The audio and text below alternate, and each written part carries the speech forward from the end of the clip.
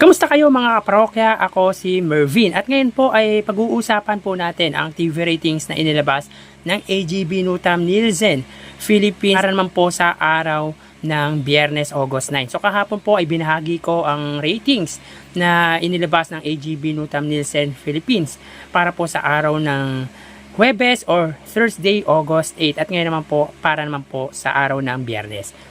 Pero quick recap tayo sa ratings nitong nagdaang Huwebes. So dito may kita po natin na ang It's Showtime po ay may 7.4% at ang Eat Bulaga po ay may 4%. So dito, ang Eat Bulaga ang siyang tanging nakakuha ng TV ratings average na 4%, samantalang hindi po nakuha ng It's Showtime ang 8.4% na TV ratings average. So mga parokya, sa mga hindi nakakaalam or ngayon lang nakatutok dito sa aking YouTube channel ay 8.4% po ang TV ratings ng It's Showtime, yung average TV ratings ng It's Showtime. Bakit kanya mga parokya? Dahil ang GMA po ay may 6% TV ratings average, ang GTV ay may 1%, ang A2Z ay may 1%, ang Kapamilya Channel ay may 0.3% at ang All TV ay 0.1%. Total po niyan ay 8.4%. Samantalang ang Eat Bulaga naman po ay supposedly 3.8% pero ginawa po nating 4%. Again, ang TV5 ay may 3.5 TV ratings average at ang RPTV naman po ay may 0.3%. Yan po ay total ng 3.8%. Pero stick po tayo sa 4% TV ratings average para po sa Eat Bulaga. So dito, again, ang Eat Bulaga ang siyang tanging nakakuha ng TV ratings average. Sinabi po natin na ang Eat Bulaga po ang siyang umangat pagdating sa ratings nitong nagdaang Huwebes. So mapunta naman po tayo sa araw ng Biyernes. Ang It's Showtime ay may 7.4% at ang Eat Bulaga naman po ay may 3.9%.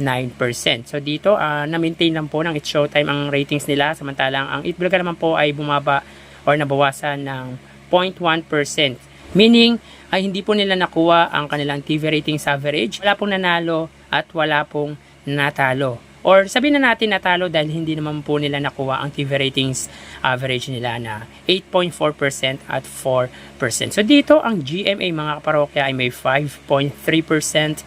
Ang GTV ay may 0.9%.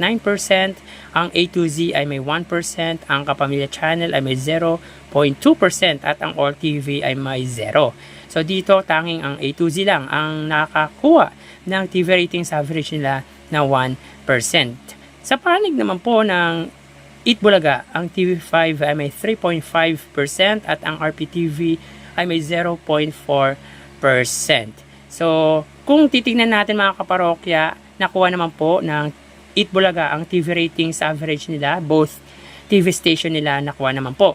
Pero dahil stick po tayo sa 4% ay talagang ay hindi po nakuha ng Eat Bulaga ang kanilang average ratings na 4%. Anyway, tingnan natin ang TV network, yung main TV network ng dalawang noontime show. Ang GMA ay siyang angat sa TV5 ng 1.8%.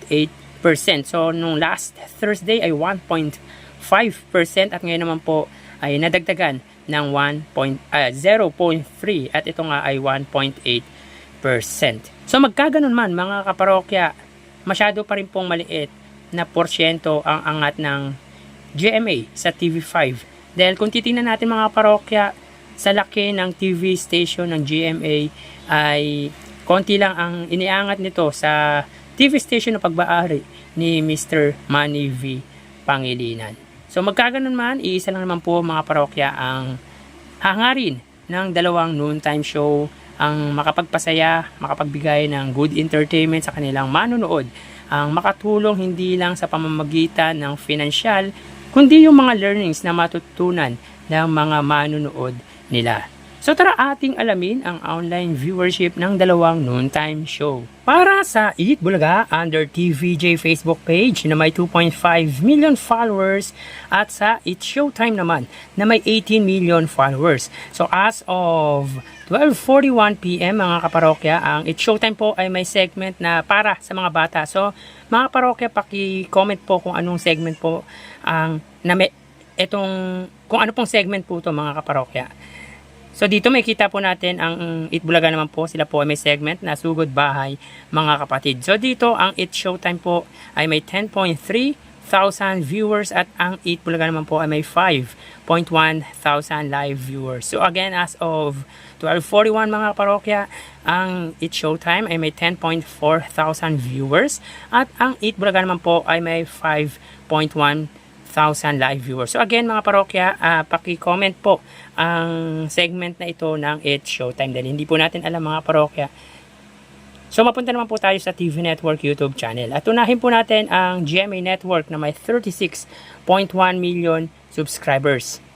At para naman po sa Itbulaga under TV5 Philippines na may kasalukuyang subscribers na 1.96 million. So as of 12:42 PM ang It Showtime under GMA Network, sila ay may 14,000 viewers.